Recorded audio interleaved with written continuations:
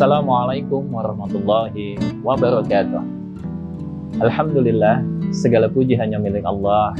Salawat dan salam senantiasa kita sampaikan kepada junjungan kita Nabi Muhammad SAW, manusia yang paling mulia, tauladannya kita, yang mana semua kita menginginkan diakui sebagai umatnya Nabi Muhammad SAW.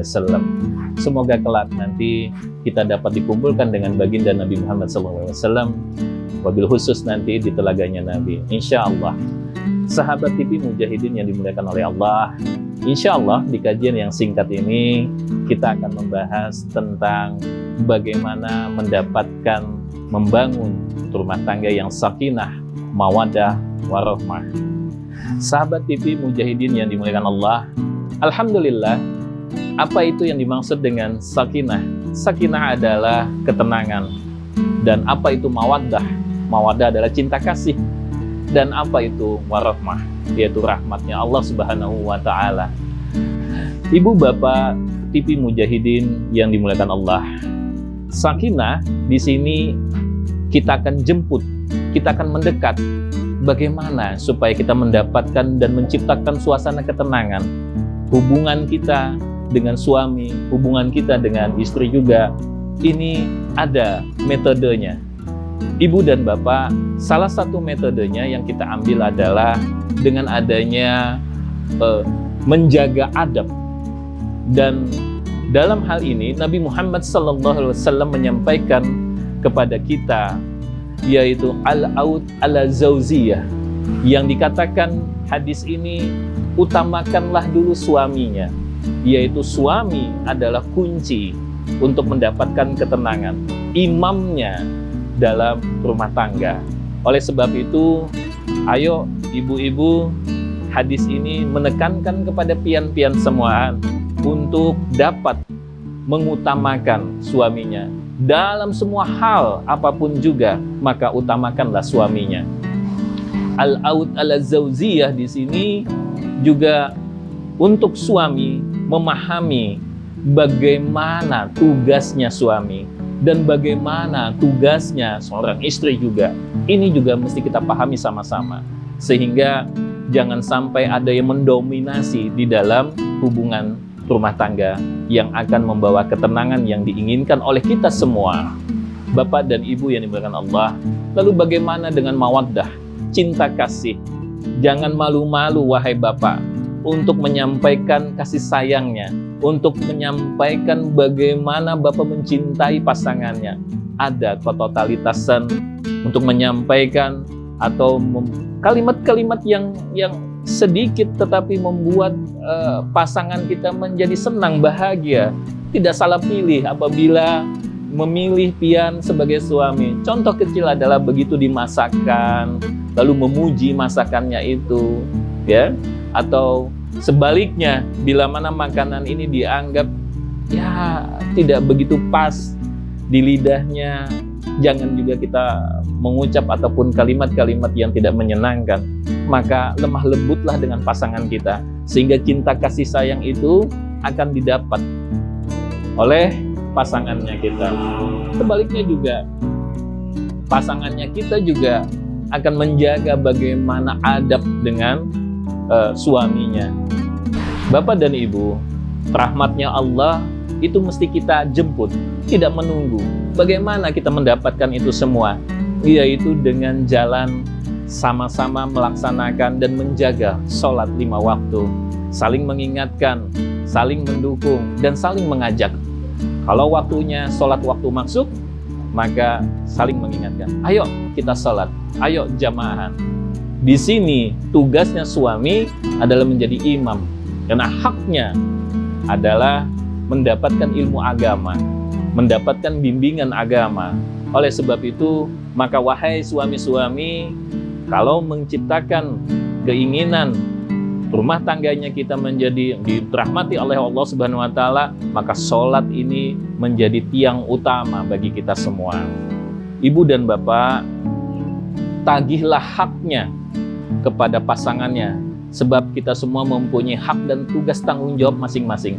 Haknya ibu ada, haknya bapak ada, tugas dan kewajiban pun sama. ada di dalam agama kita, betul-betul sangat diatur dengan baik oleh Nabi Muhammad SAW. Oleh sebab itu, untuk mendapatkan sakinah, mawadah, dan warahmah ini semua, ya, mesti adanya komunikasi yang baik. Dengan kita menjaga sholat 5 waktu kita, dan yang paling penting adalah tilawah.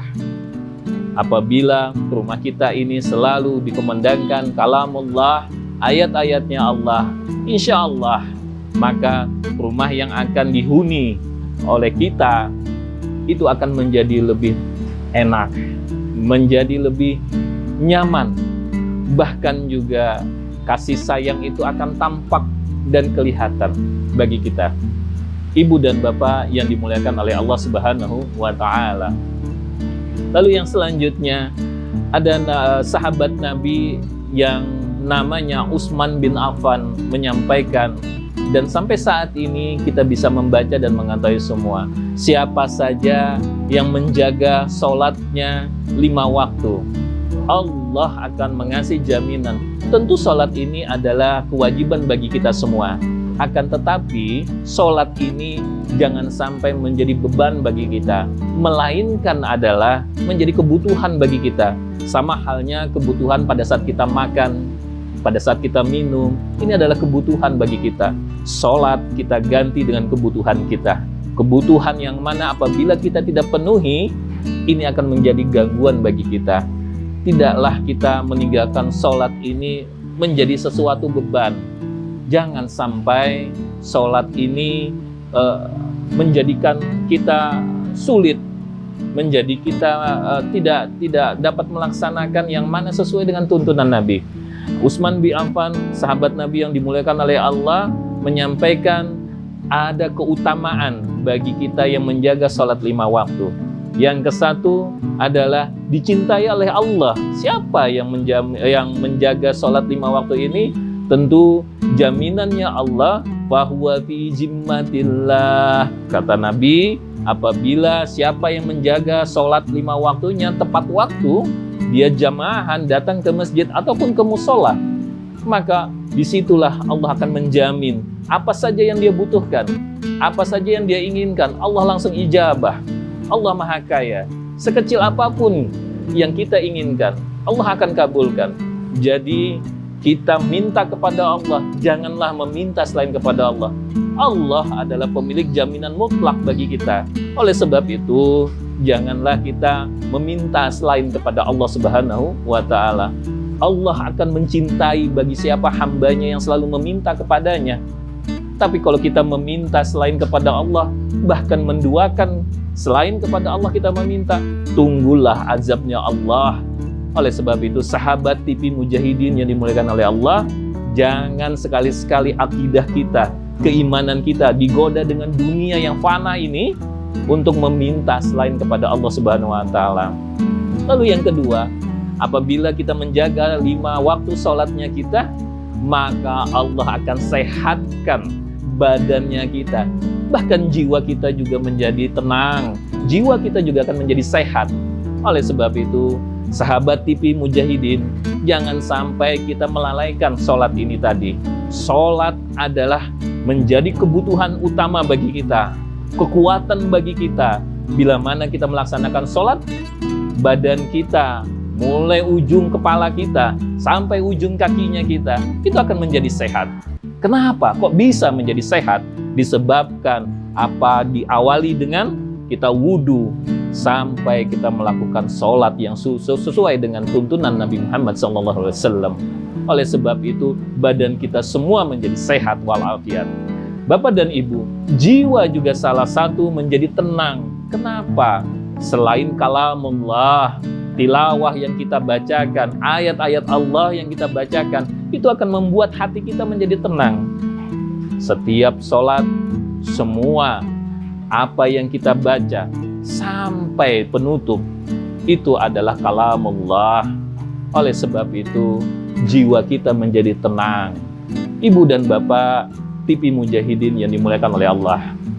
Lalu yang ketiga adalah, tentu siapapun yang melaksanakan dan menjaga sholat 5 waktunya, dia akan dijaga oleh malaikatnya Allah. Siapa yang tidak menginginkan dijaga oleh malaikatnya Allah? Kita semua dan pian-pian semua itu pasti menginginkan kita dijaga oleh malaikatnya Allah. Loh, kenapa? Kok bisa malaikatnya Allah menjaga kita?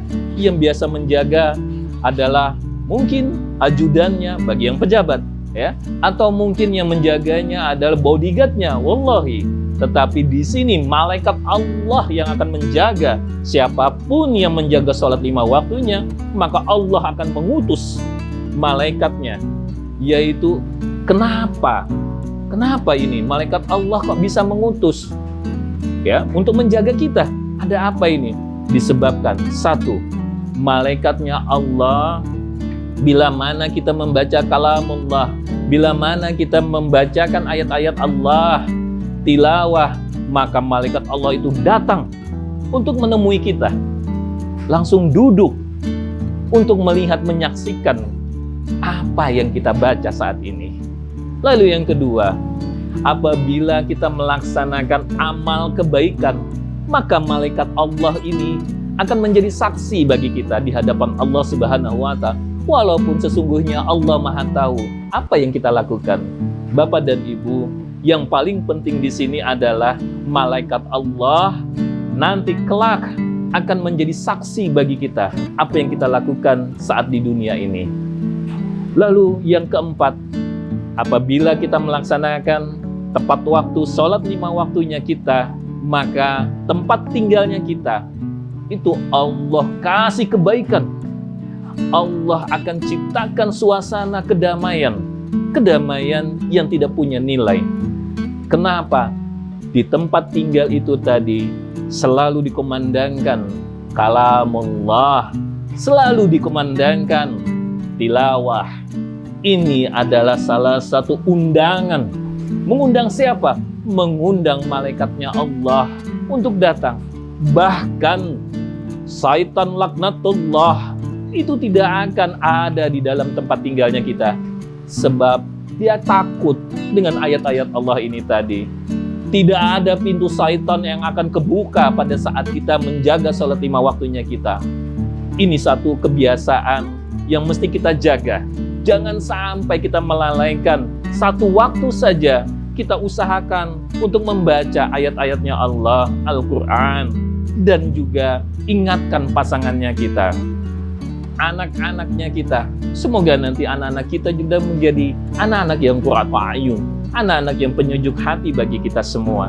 Bapak dan Ibu, rumah ini adalah idaman bagi kita semua. Jadi, mengingatkan satu sama lain itu adalah penting bagi kita. Jangan kita mendiamkan, jangan kita melihatkan tempat ini adalah penilaian dan tempat khusus bagi kita. Dilihat, dinilai oleh sosial, tetangga, maupun juga kawan-kawan, sahabat-sahabat kita.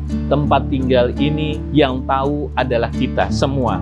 Jadi mulailah dengan melihat apakah pakaian yang dipakai oleh pasangannya kita. Wabil khusus ibu-ibunya. Ada ketentuan Nabi Muhammad SAW menyampaikan untuk pakaian muslimah itu bagaimana.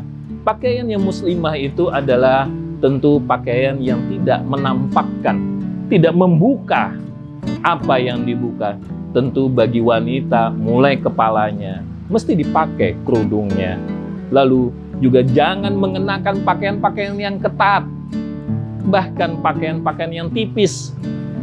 Tipis di sini tentu akan dilihat apa yang dipakai, apa yang dikenakan, dan ini akan menjadi fitnahnya. Yang melihat akan mendapat godaan syaitan. Rumah yang baik adalah diawali komunikasi, mulai berpakaian. Menjaga adab itu tadi, sehingga penilaian sosial, penilaian sahabat, itu akan dijaga oleh Allah Subhanahu wa Ta'ala. Sebaliknya, ini akan menjadi kebaikan dan ladang pahala. Siapa yang melihat, siapa yang menatap, dia akan tahu, oh ini Bapak Fulan, oh ini Ibu Fulan.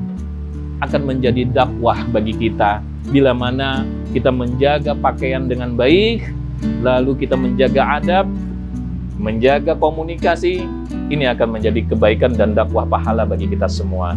Ibu dan bapak, lalu yang kelima, wajah yang menjaga sholat 5 waktu beda sekali. Beda sekali. Kenapa? Yang menjaga sholat 5 waktu, wajahnya itu beda Bapak dan Ibu. Lebih berseri mukanya, kelihatan cahayanya. Bahkan cahayanya ini menjadi satu kenyamanan. Siapa yang memandang, siapa yang melihat, ini akan menjadi nyaman. Beda dengan yang biasa meninggalkan sholat. Hati-hati apabila Allah mematikan hati kita, yaitu ada tanda-tandanya. Sahabat TV Mujahidin, apa saja hati yang dimatikan oleh Allah ada tanda-tandanya. Tanda yang ke-1 adalah dia meninggalkan sholat. Itu biasa-biasa saja bagi dia. Dia tidak mengalami kegelisahan. Waktu kumandang azan ada di masjid, di musola, udah dikumandangkan oleh muazin, tetapi dia santai saja, tidak mau melakukan sholat jamaahan, mendekati masjid. Hati-hati, ini tanda yang ke-1. Apabila kita tidak gelisah pada saat azan dikumandangkan, tidak mau melaksanakan sholat, hati-hati. Bapak dan Ibu, yang kedua ini, apabila dia melakukan dosa yang kecil, dia anggap ini hal yang biasa. Hal yang biasa bagi dia akan naik lagi menjadi satu kebiasaan.